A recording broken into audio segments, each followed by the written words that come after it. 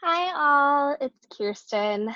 I am going to try to make this as short and entertaining as possible, partially because I'm fading super quickly. I had a very long meeting talking about how fall is going to look, and that was pretty exhausting. But also because this is a lot of information.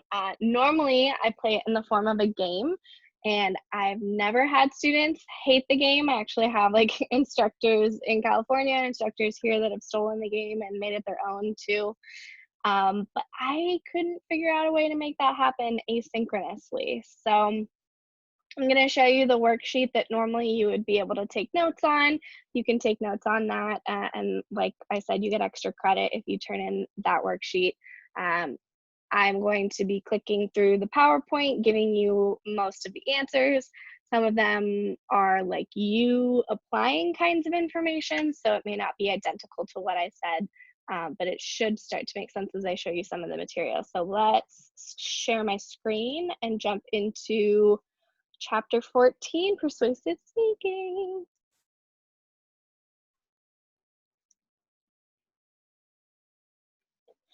Okay, a couple.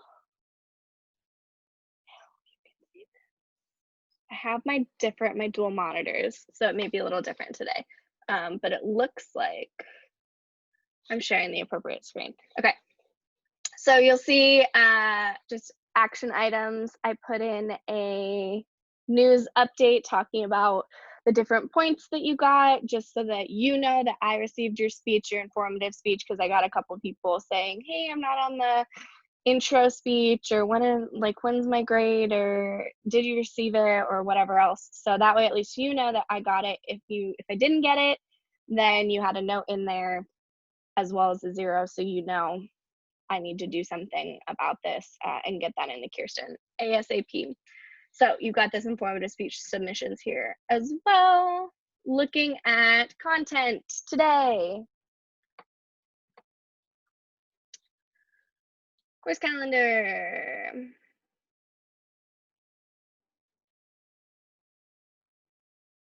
It is the 6th. So objectives. You'll need to formulate feedback for informative speeches. There were a good chunk of you that did not turn in any speeches, which I caution you to immediately email me, because the speech, the outline, and the peer evaluation total is 175 points, and that is automatically almost 2-letter grades that you don't want to lose. So make sure that you get that email to me ASAP so I know what's going on. But you want to give feedback for informative speeches. There's a template in there for what I want you to do. If you are missing a speech in your peer feedback group, remember you're replying to the thread I created to keep it all nice and condensed and in one area, not creating a new thread. So it's just like all sorts of messy threads, right? Stay in your group, reply. Then you've got identifying basic components of persuasive speeches and situating persuasive speeches in everyday argumentation. You've got your chapter 14 mini lecture, which is what I'm doing now. Hopefully it will be mini, although historically it's taken me 2 class periods. So let's try to get through it quickly. And then you want to watch your informative peers videos and give feedback on that as well. And that's due the 11th, 11:30 Central Time. Let's go to current week.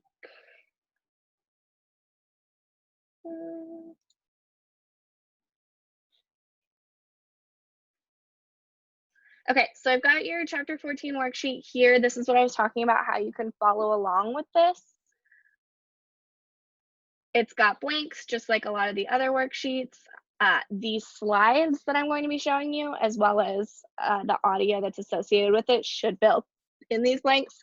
But as usual, there may be stuff that is application-based, so you will need to come up with your own example, etc. So this is a super long worksheet. That's because 1, I'm mostly giving you the answers, and 2, persuasive speaking is so different than informative speaking. So it's really important that you understand the differences. And then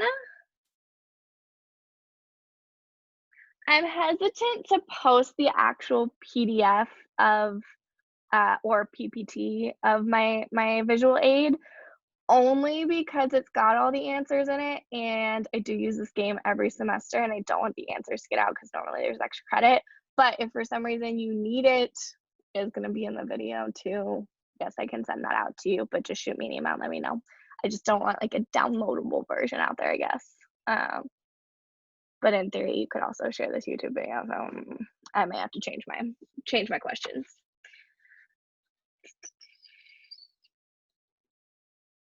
So you should find this video here shortly after. So let's stop sharing this screen. I'll get like a different view of my apartment now. Surprised my cat is not running around. And start sharing this one. Okay. So, like I said, normally,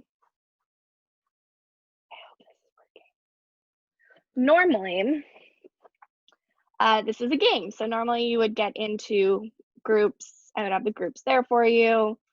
Sit in a circle, make a name sign. These are the group rules, which I guess you can know, you don't need to know. Each group, so many people. I have buzzers that are really fun that I bring. Everybody presses the buzzers. I'm really bummed out about teaching online, if you can't tell. I miss the human interaction. I let people use their textbooks and their computer mediated devices. As I lecture, you'll be taking notes. There are questions. The questions look like this. What does a game question look like? And then the answer is usually underneath it. You don't need to know how many soundings of the buzzer, points, whatever. I put a lot of work in this game. That always gets a really big laugh because Michaela Maroney is hilarious. Questions. You have no questions because I'm talking to myself. It's been a long day, y'all. Thanks for sticking in there with me. All right, so chapter 16. There is a real difference between having to give a persuasive speech and speaking persuasively because you feel compelled to share your concern with others. Obviously, we'd like for you to fall into the second category rather than the first category. But persuasion is essentially the art of gaining fair and favorable consideration for your points of view. And ironically, this is from your textbook, but I've been using this quote since California because my textbook in California quoted your textbook here, which is kind of funny because your textbook here was written by people in our department. According to O'Hare and Stewart, that's a citation. That's what you should have in your speech when I say oral citations. According to O'Hare and Stewart, persuasive speeches are intended to influence beliefs, attitudes, values, and acts of others. So we're going to compare informative speeches and persuasive speeches back and forth throughout the lecture and throughout really the rest of the course. But what I want you to remember, and what I kept saying in the informative speeches piece, is informative speeches just lay out all of the information. The audience member takes that information and does whatever they want with it. In a persuasive speech, you're going to take it a step further and say, okay, now that I've given you all of this information, I either want you to think something or I want you to do something. It's one of those two things, think or do something. Informative speeches, you don't have that additional act, right? You don't have that like, so go do this, go adopt a pug, go register to vote, or you should believe that Frenchies are the best breed of dog. You're not asking them to think those things. You are providing them simply with the information and then stopping. With persuasive speaking, there is no stopping. You keep going. Yes, persuasive speeches are intended to influence the beliefs, attitudes, values, acts of others. I said that.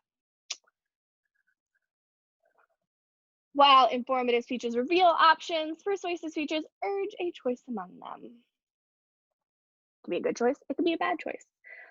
There are 7 basic ways listed in your textbook. Some of the important pieces are revealing options versus urging a choice. That's really the main one. You can also say that informative speeches are used to gather material and illustrate points, whereas persuasive speeches use material as evidence to justify your position. that position that you are then attempting to urge either a choice or a belief among your audience. Informed listeners, informative speech listeners are trying to expand their knowledge, but persuasive speech listeners are trying to make commitments and actively become agents of change. So these are really significant differences in the purpose of your speech. If you're not sure what the purpose of your speech is, it's going to be really difficult for you to make those claims, gather that supportive, credible material with really good ethos, and formulate that into an effective argument, right? You have to start with, well, what is my purpose? That's why we start with our general purpose and our specific purpose in our outlines, right? First question. What if a persuasive speaker is mistaken or dishonest about the message? The answer is they are performing unethical persuasion. Your goal is always to, as a speaker, be as ethical as possible. And if you are being unethical, maybe you are either intentionally or unintentionally trying to take advantage of or trick the audience. You see that a lot in advertisements, commercials, that kind of stuff. They don't actually really care about you. They just want you to spend money on their products, right?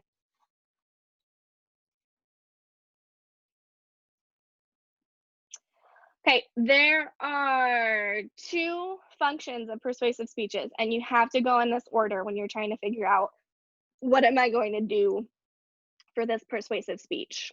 How am I going to write it? How am I going to formulate it? So the first thing you want to do is figure out, what function do I want to use? Do I want to convince, which is to establish agreement about a particular topic? Something like, pugs are the best breed of dogs. They're not, it's Frenchie.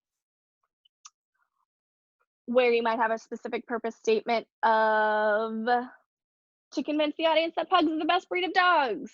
That's that piece of your outline where you've got a general purpose, which is already given to you most of the time in the outline template. Don't mess with that. You can say to persuade or to convince. I like it when it's more accurate. So if you're using to convince versus to actuate, I would rather you put that, but persuade is not wrong. And then your specific purpose you would write. So specific purpose for that previous speech of pugs are the best breed of dogs, your specific purpose would be just that simple, to convince the audience that pugs are the best breed of dogs. You can also, I think this is the next one, yeah, have speeches to actuate. So first one is convince, second one is actuate. You are trying to motivate a behavior. Think, act, actuate, right? I want you to act. I want you to do something. This is the like, shut up and take my money type of speeches. I actually want you to donate money to Black Lives Matter, or I actually want you to shut up and buy the ShamWow. But wait, there's more. Exactly. And you might notice too, some of these, like this image, the shut up and take my money image, is Creative Commons, so it's free, everyone can use it. The ShamWow picture is not free, so you can see the citation underneath it of where I got it. That's one of the things that I talked about in the visual aids chapter that you should be doing in your PowerPoints. So you have two options, to convince speeches or to actuate speeches. So you have to decide, do I want someone to think something or do I want someone to do something? Now that I've decided that, oh, I actually have an example for you, I think. Yeah. Specific purpose statement for the ShamWow speech. I want you to be motivated. So to motivate, to persuade works too, but like I said, I prefer the more actual answer. Your specific purpose would be to motivate the audience to purchase a ShamWow. You don't have to make it more complicated than it actually is. Just your main goal. I want you to do something, or I want you to think something, and what is that something? Fill in the blank. Okay, so to actuate or to convince, whichever one, it's definitely related to the topic. So your book talks about, when choosing a topic, you need to decide, one, what you want to talk about, pretty self-explanatory. Two, who you are speaking to. Your audience already did an audience analysis for you, and you have those answers. So you can see things like, your audience does not want to hear speeches about math. So if you are giving a speech related to personal finance, you want to lean heavily on other areas of personal finance, implications for your life, easy ways to implicate things like that, because your audience is not necessarily interested in the like nitty-gritty numbers of personal finance. Audience matters, but you have a key insight into your audience with that audience analysis that we did. And then what do you want the end of the speech to lead? And that's where we go back to, is it to actuate or to convince? Do I want them to think something or do I want them to do something? What would examples in the real world of persuasive speaking be? Could be something like persuading your boss to give you a raise because we all could use a little more money. Persuading someone to go out with you. Maybe they're on the fence about it. As long as they are consenting and you're not being pushy, persuasion can be helpful. Persuade a coworker to support your idea. Personal life and professional life can be very, very useful. I always like your examples more than my examples, though. Flowers help in all situations. All right, so you know your topic. You know if you're going to approach it from a to actuate or a to convince direction. Now you want to figure out what type of speech you have. There are three. First one, propositions of fact. Questions of fact ask whether something can potentially be verified as true or false. It can also verify or focus on whether something exists or does not exist. An example might be sexism exists or doesn't exist. Sasquatch exists or doesn't exist. And here's why. You will then show us how you know what you know. Propositions of fact can also focus on causality. An example of that would be fossil fuels, aerosol sprays, and overmining are causing global climate change. You can see a direct correlation between one thing and another thing. That relationship is causal. Finally, propositions of fact can also try to make predictions about what happens in the future. So you may say something like, people like deals, so the mall will be packed on Black Friday. Or last year, the mall was packed on Black Friday, so this year, the mall will be packed on Black Friday. And then you can cite your sources. There are news articles talking about how many people. There are calculations from the stores claiming how many people were there. Revenue information. So you can actually find credible data that proves this, that then you can base your prediction off of. So proposition of fact speeches have several steps according to your textbook. 1, establish sufficient evidence.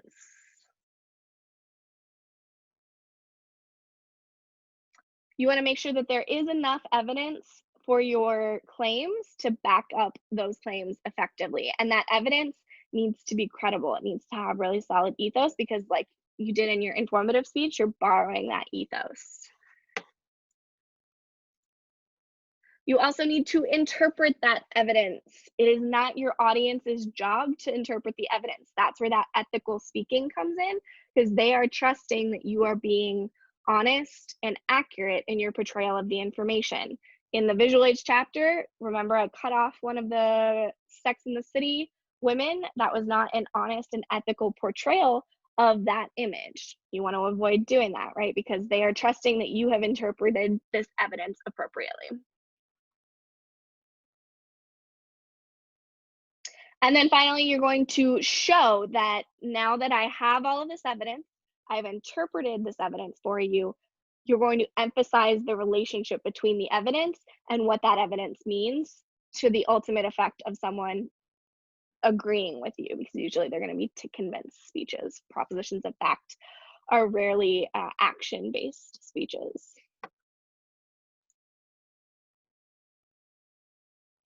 So that was speech type number 1. You have proposition of fact. The second type is going to be proposition of value. This is going to judge the relative worth of something.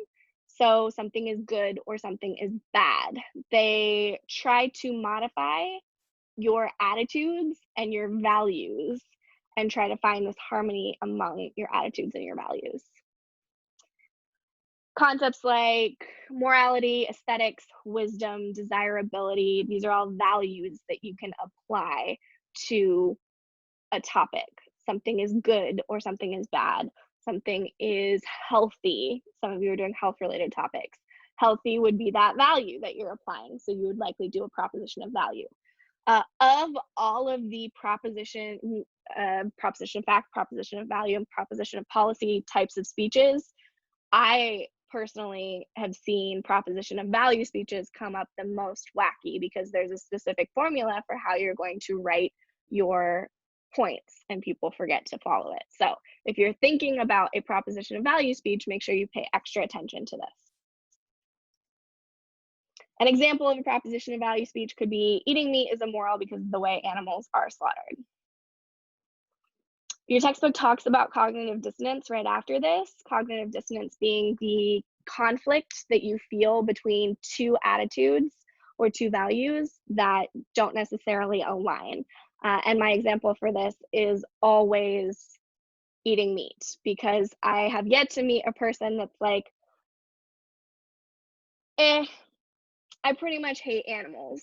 So lots of people, most people hold the value of, I like animals, I care about animals, I don't want bad things to happen to animals. But many people also eat meat. So the way that you negotiate, I can still eat meat, which is killing an animal, with I still love animals, those two values conflict. And how you negotiate those conflicts is called cognitive dissonance. Either two options usually. This is a graduate level version of this, but you have two options usually. You will either adjust one of the attitudes, or you will double down and just sit in that conflict and just double down on whatever attitude it is, which can be super uncomfortable. So you're kind of using that cognitive dissonance to try to identify the attitudes and the values that you can use to persuade your audience. It's really good to think about what cognitive dissonance your audience is feeling, because that can be really useful as you're especially trying to craft proposition of value speeches.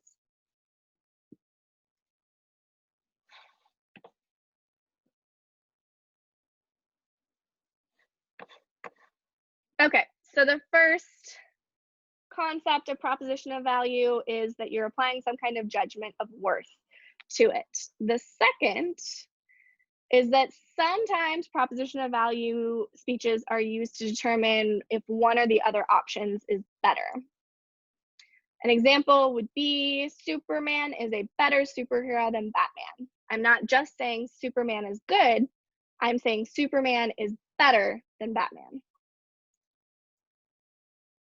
You can also use proposition of value when determining what products to buy. Often advertisers use this and try to use that cognitive dissonance of, well, I want to save money, but I also like the brand name, right? So am I going to buy Kroger brand Oreos, or am I going to buy Oreos? The answer is Oreos, because Oreos are better. But that cognitive dissonance of, I'm trying to save money, but also I have a preference for this brand, advertisers often play into. So it's always good to think about that when you're purchasing things. Proposition of values tend to be more subjective, because you are saying, according to me and this evidence that I also found, this is my position. So you may see something as one way and your audience may see something as a different way. I've mentioned 17 times, I want a Frenchie so bad. I love them. They're the cutest little dogs, although I've had two of you send me pictures of your dogs that were very cute, and I very much appreciated it.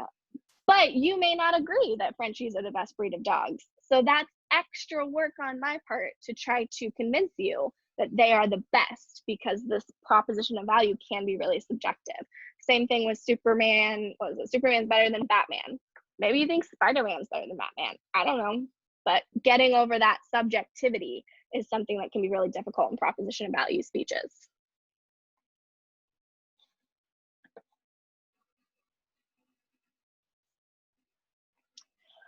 So the part that I mentioned earlier about it being confusing to write your outline for proposition of value speeches is because you have to have an evaluation criterion. Your main point is always going to be that evaluation criterion. And this is the part that people always get wrong when we're playing the game. So pay attention. The evaluation criterion would be good superheroes can fly. I'm not talking about either superhero. I'm just talking about good superheroes in general. According to me, subjective, good superheroes can fly. Then I can start talking about in my subpoints, further clarification. Now I can mention, okay, Superman can fly. And let me show you in my demonstration, like I did last time, how I know what I know. Here is my citation. Here's another citation, how I know what I know. Then I have to tell you, because I'm comparing, that Spider-Man cannot fly. This is how I know Spider-Man can't fly. This is also how I know Spider-Man can't fly. Then my final point, Superman is a good superhero and Spider-Man is a bad superhero based on this criterion that I created. So this is very subjective, but it's a logical argument because I've supported it with credible reasoning. You may still disagree with me and say, well, flying has nothing to do with whether or not you're a good superhero. It's how many people you save, but it's not your speech, it's my speech. So I get to pick what my evaluation criterion is, but it has to be in this format. The biggest issue that I see in outlines and in claims for proposition of value speeches is that right off the bat, your first main claim, which is, I think, can I make this look here? Okay. This first main claim, good superheroes can fly, people automatically want to put in, Superman is a good superhero. Stop, chill. You want to have a broad category first, and then you can apply it to each of your two or one if you're not doing a comparison kind of situation. Normally, I like to ask if that makes sense, but you guys are going to have to email me if that doesn't make sense, and I'm happy to talk more about it. There's another example, though. Hold. Okay, so if we were doing a speech saying Donald Trump is a better politician than Barack Obama, I wanted you to give an example of an evaluation criterion. And this was me actively trying to show both sides of the argument because I am not a biased instructor. Go me. Okay, an example could be moral politicians are the best politicians. Doesn't say anything about Donald Trump, doesn't say anything about Obama. I am just creating that classification that I can then apply to the two people that I am judging. So it might look something like this. Moral politicians are the best politicians. Moral politicians do not participate in smear campaigns. Obama participates in smear campaigns, i.e. Obama is not moral. Trump does not participate in smear campaigns, so Trump is moral. Claim, Trump is a better politician. I wanted to find citations for this. I could not. Sorry about that. In theory, you would also have next to Obama participates in smear campaigns, you'd have a citation about how he did that. Next to Trump does not participate in smear campaigns here, you would see a citation showing that he does not, right? Say Libby, I couldn't find any, but hopefully evaluation criteria makes sense. Thinking back to what I said a few minutes ago, why are proposition of value speeches difficult to complete effectively? Because the criterion you select are so subjective, your audience may not agree with your perspective, and that affects how your logic is perceived. It can be totally solid, like my Spider-Man versus, what was it, Batman, Superman comparison, where I've got all these wonderful citations, but you still don't think that has anything to do with whether or not you're a good superhero, and I still do. So it can be really difficult to actually achieve a deeper level of persuasion, and we'll talk about the levels of persuasion a little bit later in this presentation. Holy moly, I've been talking for 23 minutes. Okay, I do have a lot more. Keep up, hold on, you can do it, hang in there. Yes, so subjective does not equal objective. Y'all know that. Okay, So those are the first two: proposition of fact, proposition of value. This is the last one, proposition of policy. Do not confuse proposition of policy with something being legal. It does not have to be a legal speech for it to be a proposition of policy. Often proposition of policy just means it's associated with to actuate speeches. So I want you to actually go do something. I want you to enact a policy, a behavior, an act, that kind of thing. Proposition of policy, questions of policy asks the speaker to advocate for an appropriate course of action. So I want you to do something. Likely, more oftentimes than not, more oftentimes than I've ever seen, your to actuate speeches are going to be proposition of policy. If you have something different listed, it's likely not accurate. And I'll zing you for it. Proposition of policy may call for people to stop or start a particular behavior. An example would be, we should implement garden projects for fresh school lunches on every elementary school campus. Wouldn't that be lovely? The steps of constructing a proposition of policy speech include, first, identifying that there is a problem inherent in current behavior. You don't want to talk about previous behavior. It likely already has had some kind of action taken against it. If it hasn't, then it is current behavior, right? So something like, I would love high school students to stop vaping. There are lots of high school students vaping right now. That is not better for you than cigarettes.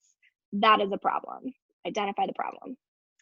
Second, you want to demonstrate that the problem is significant enough to warrant immediate consideration. If you do not need to fix the problem right this very moment, it's not going to be as effective. Students are dying. There are teenagers with like 65-year-old looking lungs that are vaping. This is a problem. It's a problem right now. Right now. Then you are going to offer a preferable course of action. Something like, historically, they have advocated that the flavors be taken out of vaping cartridges. So you can't get bubble gum anymore, which is designed specifically to attract youthful humans into vaping. Great proposal. It has so far been decently effective. But things like also banning vapes on high school campuses.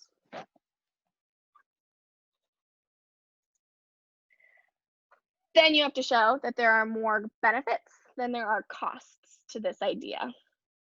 If we ban the flavors of vaping pens, are companies going to lose significant amounts of revenue? Are we going to be able to protect adolescents? Which one has more benefits? Which one has more costs? Which one do we care about more? Profits over people, right?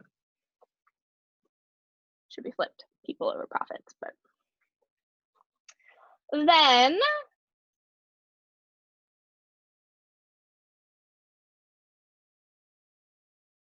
finally, you can advocate for your appropriate course of action. So now that I've shown you what the problem is, I've shown you that the problem immediately needs to be fixed. I've offered my proposal with evidence. I've shown you that my proposal has more benefits than costs. Now go do it, right? Now let's enact it. Now let's work together for it.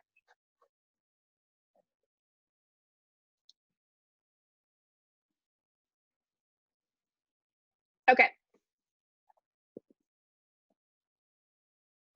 2 ideas.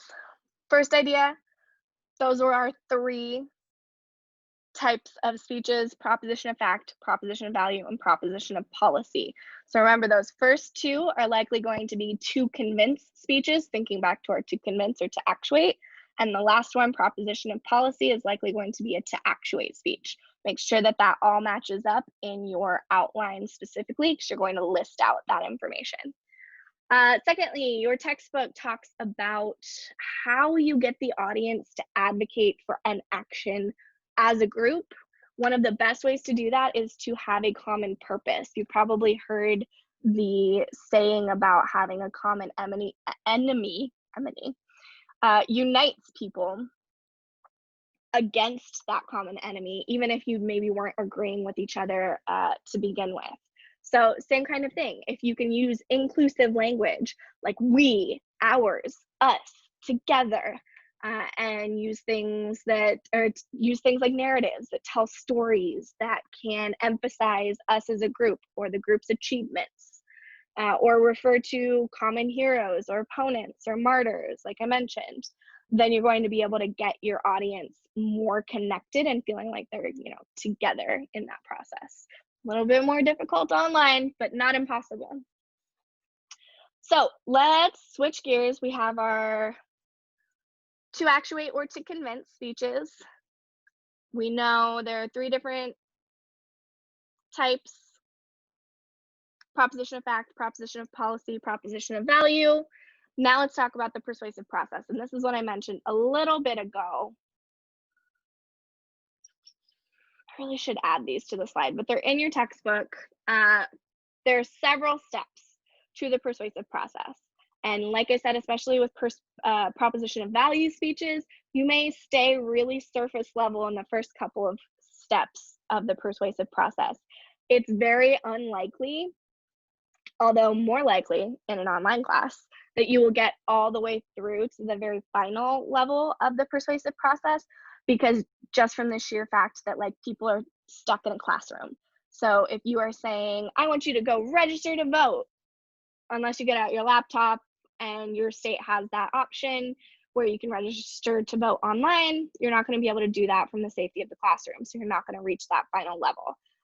But you can get super close.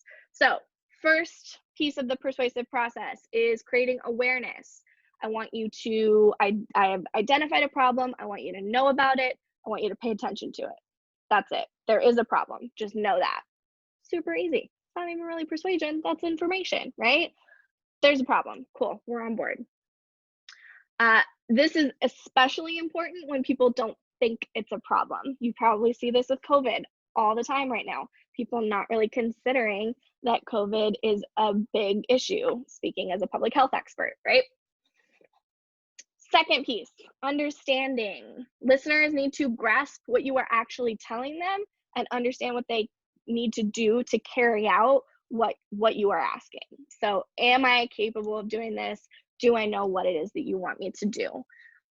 This is where you really want to bolster your credibility by using varied, diverse sources that you can borrow that ethos from, like we've been talking about. Then we have agreement. So that's third. That's like halfway through the process before you even agree, right? So it's possible to get decently far down just by talking about what you know about, what you're passionate about, using those really credible sources. Agreement. Listeners have accepted your position. Woo! This doesn't happen often. So if you're this far down, rad, awesome, keep going. This can be something from like a small concession, like, oh yeah, you're right, I don't like how animals are treated as they're going to slaughter for meat, to an entire acceptance, like, yeah, you're right, maybe I should go vegetarian or vegan. This varying degree of agreement still can mean it's a successful and effective persuasive speech. You persuaded them, even if it was just a tiny piece of that, little baby steps towards things. You're not going to immediately abandon a behavior, an attitude, or a belief, especially one that you held really deeply and potentially for a long time right off the bat. It's really difficult for that. Normally people take baby steps towards behavior change and attitude change.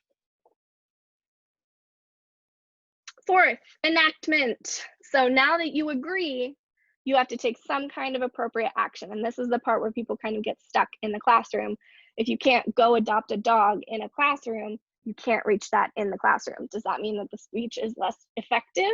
No, because maybe you do go adopt a dog when you leave the classroom, right? It may not occur while they're sitting there in their seats listening to you. Still effective persuasion, right? And then integration. You have to know it's a problem. You have to understand what it is I'm telling you and how to do it. You have to agree with me. You have to go take that action. And now that you've reached integration, you are actively using those new attitudes, those new commitments with your previous beliefs and values, making that a piece of who you are, a piece of what you identify as, a piece of your attitude, belief, or value. It's not a one-off, oh yeah, I registered to vote, but I'm not actually going to do anything about it. It's, oh, I registered to vote, and I'm actually going to vote. Cool, let's do that.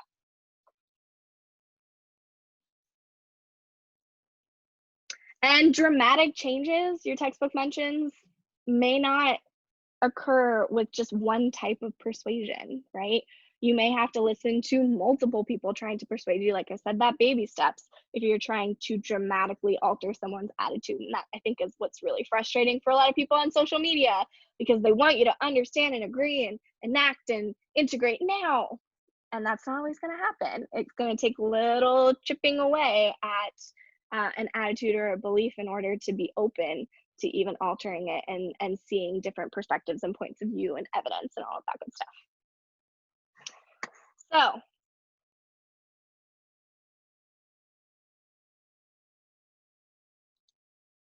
why is it important to follow these steps in order? Well, each step builds on the previous step. So if you haven't achieved the understanding, people aren't going to be able to enact the behavior, right? What's the most important step? I don't know if we've said this to y'all yet. My favorite answer, which is the actual answer, is it depends. It depends on the type of audience. It depends on who's listening. It depends on what you're asking them to do. There's not necessarily a goal step. You cannot hope that everyone is going to reach the integration phase of your persuasive speech for every single topic. It's just not possible, right? So thinking about what's your topic, what's your function, what's your type, how do I use all of these to achieve my goal, can kind of help you figure out where in that process your audience is going to fall. And if you're not thinking about that, then why are you even giving the speech, right? You don't want to give the speech, like I said at the very beginning, just because you have to. You have the opportunity to have, I used to say it was, 26 humans in a classroom that are a captive audience that are listening to you. It's a little smaller at this point because you're not listening to everyone's speeches, but you still have people listening to you. So take advantage of that. That's something that's important, that you can make a really impactful use of your time.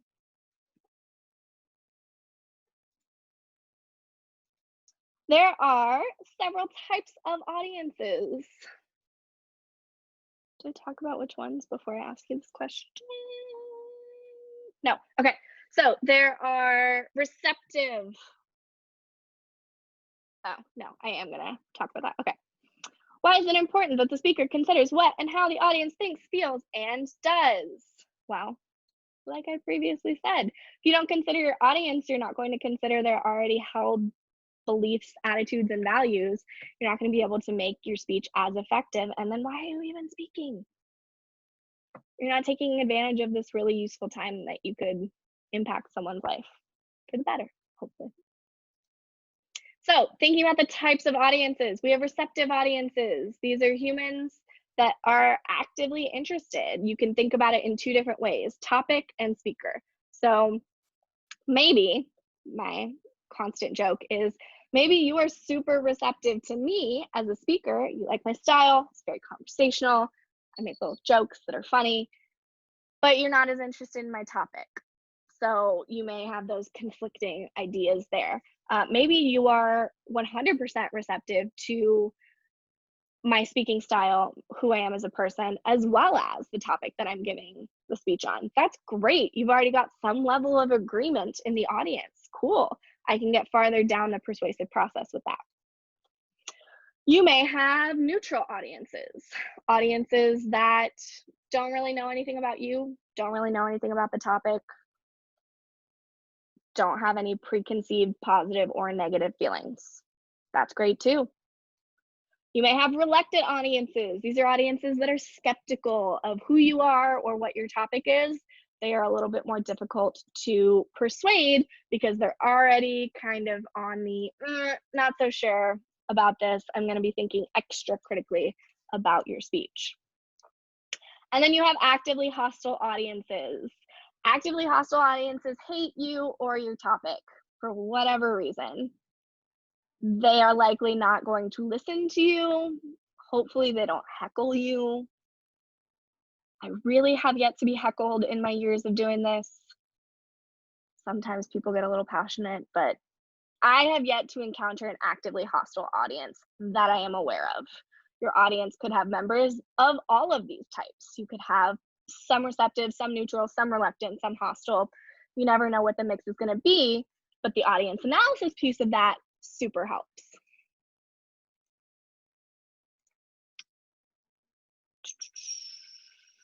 Did I skip ahead? I thought there was another question.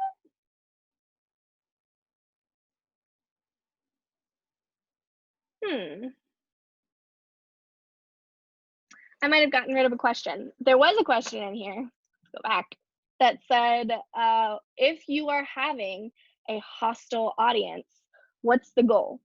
What can you do? Just hope that they listen. That's all you can try to achieve in that persuasive process. I just want you to listen. You don't have to agree that there is a problem. You don't have to agree that it's right now.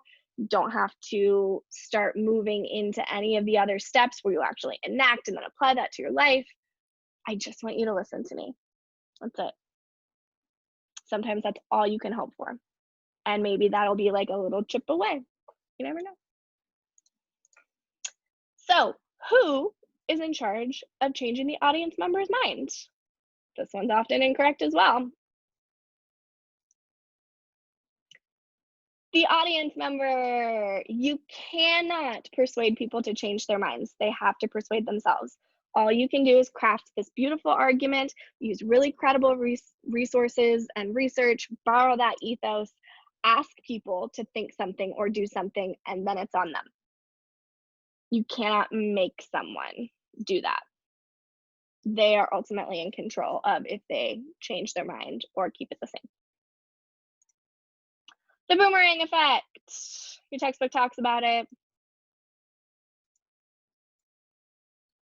The audience actually reacts by opposing your position even more strongly. Think about it like a boomerang. You throw it out and you hope that they're going to be persuaded, but the boomerang comes back to you and they stay with their current position, sometimes even doubling down on it even harder.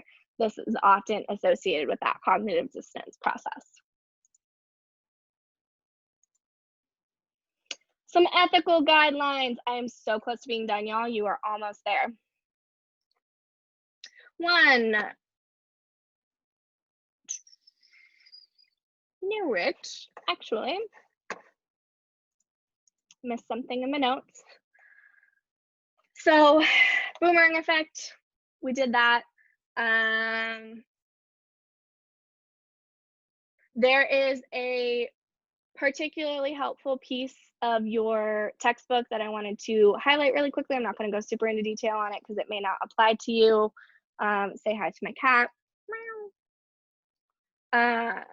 Talking about removing barriers to commitment. So if you do think you have a reluctant audience or a hostile audience, think about removing those barriers to commitment. Go take a look at that section of the textbook because that can be really helpful, thinking about how you can provide the information that they need specifically if they're being reluctant, trying to apply your audience's values to this topic, which you should be doing anyway, but even more so if the values are different than yours.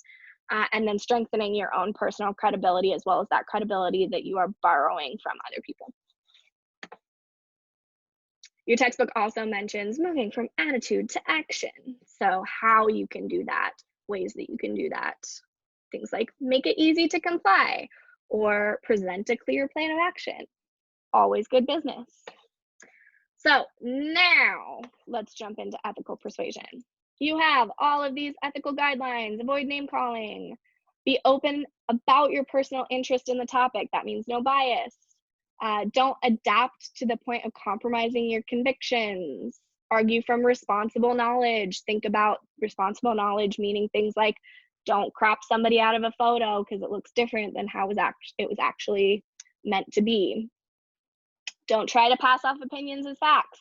This is a huge issue in persuasive speaking.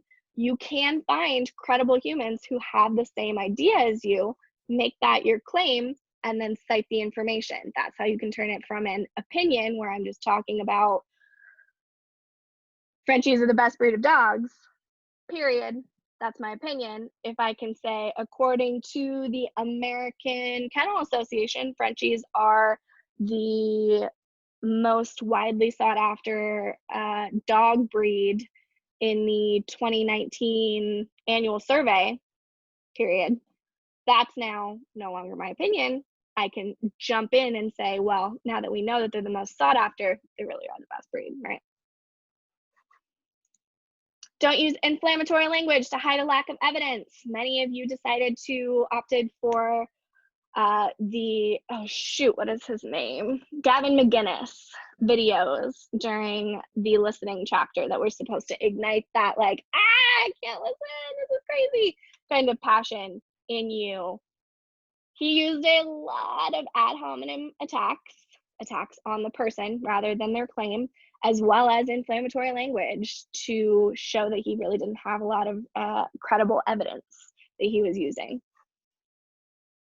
You can effectively use explicit language. That does not mean the same thing as inflammatory language, right? Be sure your proposal is in the best interest of your audience. I always say, should you be giving a speech telling your audience to jump off and then I always forget what the name of the Memphis Bridge. Is it just the Memphis Bridge? It's the bridge that's like over the Mississippi into Arkansas that I've gotten stuck on like 3 times and just ended up in Arkansas because I got off at the wrong exit. Those roads are interesting here. But make sure that your proposal is in the best interest of your audience. You can't swim in the Mississippi, so don't tell people to try to swim in the Mississippi. That's unethical, right? Remember that words can hurt, so you want to use things like inclusive language. You don't want to be insulting any of your audience members, which means you need to think in depth about who is in your audience. And then I ask my students, which of these guidelines do you think is the most important and why? And you may already understand that the answer is it depends. It depends on the speech, depends on the audience, depends on you specifically. I think they're all really important. Depends. I also give bonus points if you say it depends. All right, last slide. Are you ready? It's also very important. So we've got our organizational patterns. They're a little bit different in persuasive speaking than they were in our informative speeches. So first, we've got our categorical speeches. That's going to be your topical speech, things that are related just because they are under an overarching category. You've got your compare, contrast speeches. Sequential, remember those are your how-to kind of demonstrative speeches. You have to go in this order, but it doesn't necessarily have to happen at a specific time in the way that chronological does. You've got refutive organizational patterns. These are all in your textbook, talking about you may think, but then actually your speech talks about how they are wrong. So you may think that pugs are the best breed of dog, but actually it's Frenchies, and here's why. You may think that vaping is better for you than smoking cigarettes, but it's not, and here's why. That and here's why piece is always going to be your evidence. Problem solution. We've got our this is an issue, this is how we solve it, and then Monroe's motivated sequence. Monroe's motivated sequence is one of my favorite organizational patterns of all time. It is so fun. It trips students up every single semester. So there are 2 different outline templates. I'm going to say it again. There are 2 different outline templates. The first can be used for any of the first organizational patterns: categorical, compare, contrast, sequential, refutive, problem solution. Any of those can be used the first outline template. It says all other outline template on there. Monroe's motivated sequence has its own outline template because it is different than the other ones in that there are 5 steps and you have to follow those steps. Those steps are different than just main points. Here's why. First step is attention. You need to grab the audience's attention and show them, hey, this is an issue. This is what I know about it. That usually happens in the introduction for other speeches, which is not on your outline. For Monroe's motivated sequence, it needs to be in your outline. Second piece, this would be your second main point. There is a need. Here's what I know about it. Here's what we need to do about it. Then we've got satisfaction. How is your plan being proposition of policy? So if it's Monroe's motivated sequence, it's always going to be a proposition of policy. How is your plan going to satisfy that need that we have now that we have your attention? Then you have to paint this beautiful picture. Visualization. What would it look like if we actually enacted your policy? And then finally, you've got that call to action. So it could be something like, hey, did you know that teenagers are developing lung disease at an alarming rate? Attention. We need to fix this right now because we care about our adolescents. Need. Satisfaction. I have this plan in place that is going to melt all of the vaping pens into a really cool work of art. We're going to pay people for it. It's going to be awesome. Visualization. This is how it's going to be awesome. Imagine this amazing world where teenagers are just teenagers and they don't have to deal with being in the hospital and they don't have to deal with lung cancer and having the lungs of a 65-year-old person at 17. Call to action. So support my policy of paying teens to give up their vape pens so we can make an art installation out of it, period. Obviously much more in depth, but all of those pieces are going to be a main point in your speech, which when I go over your persuasive speech next week, you can see, actually, I'm so close to an hour. I'm going to do it in a different video. You can see exactly what I mean by where that should be in your outline. But there are two different outlines, so be really, really careful of that. You don't want to pick the wrong one. Be doing a proposition of value speech to convince and have that be in a Monroe's motivated sequence outline, because those things don't match. You're doing thinking and acting. You want to do thinking, thinking, thinking, or acting, acting, acting, not thinking, acting, thinking, or acting, thinking, acting, right? It all needs to match. All of your pieces need to be thinking, thinking, thinking, acting, acting, acting. Hopefully that makes sense. If that's confusing, let me know. Which is the most effective? Same thing. It depends. It depends. If it's an action speech, Monroe's motivated sequence. If it's a convinced speech, it could be any of the aforementioned organizational patterns. It really depends on you and your topic. This is when I ask for questions. Then I have extra bonus points, but wait, there's more. If I'm giving a persuasive speech to motivate my audience to stop eating processed foods, what organizational pattern should I use and why? The answer is actually Monroe's motivated sequence, because you are trying to persuade them to actually do something. That is an action. I want you to stop eating processed foods. In theory, you could also use like refutive and say, you might think that processed foods are okay for you, but here's how they're not, to try to persuade. But it's going to be more effective if you use Monroe's motivated sequence. Then there's a speed round. Why do we give persuasive speeches? When writing a persuasive speech, what steps should you take? Select a topic, select a function, select a type, select an organizational pattern. You have to go in that order. Remember, what moral and ethical concerns must you address when creating a persuasive speech? And how can you use ethos, credibility, pathos, emotion, and logos logic to improve your persuasive speech? So I think that's on your worksheet. And since those are more application-based, I'm not going to give you the answers. Although I did give you the answer to the second one because that happens incorrectly all the time and I want to try to save you from that. So when you write your persuasive speech, topic first, function, actuate or convince, type, proposition of fact, proposition of value, proposition of policy, organizational pattern, the ones that we just went over. We made it, and I made it in record time without people here talking at me. So 53 minutes in, hopefully you have a better handle on the differences between informative speaking and persuasive speaking. If you have any questions, please let me know. It is very easy to get caught up in the differences between informative speaking and persuasive speaking, but as long as you're following this path, it should be pretty easy to craft your next speech, which is going to be due in 2 weeks. This week, end of next week. And you got a little bit of an extension this time. Probably won't happen next time. So get those into me ASAP.